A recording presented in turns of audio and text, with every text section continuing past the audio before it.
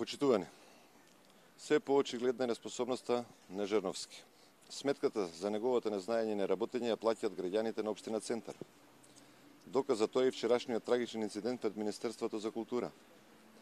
Во сообраќајна несреќа еден пешак беше прегазен и го загуби животот. Сочувство до семејството. Менување на сообраќајниот режим, градењето на Боемска улица, окупираните тротоари од паркираните возила направија вистински хаос во Дебар Мало. Имаше многу апели од граѓаните, барања од жители на Дебар Мало кои беа упатени до Жерновски за овој хаос, но сепак неработникот Жерновски остана глув на сите овие барања.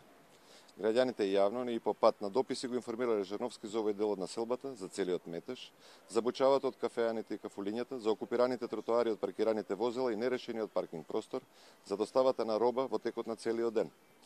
На истата улица се наоѓа и основното училиште Коле Неделковски и за 10 дена ќе започне и новата учебна година. Го прашуваме Жерновски дали е загрозена безбедноста на дечињата кои треба да ја започнат новата учебна година. Со што, господине Жерновски, ќе можете да ја гарантирате безбедноста не само на учениците, туку и на сите жители на Дебар Мало и на сите останати граѓани?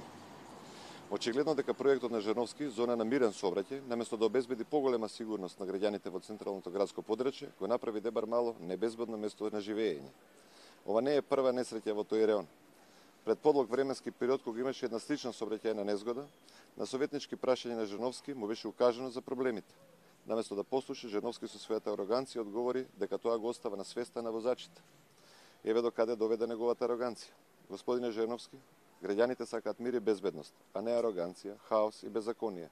Доколку вие и МВР не може да им го обезбедите тоа, повлечете се. Благодарам.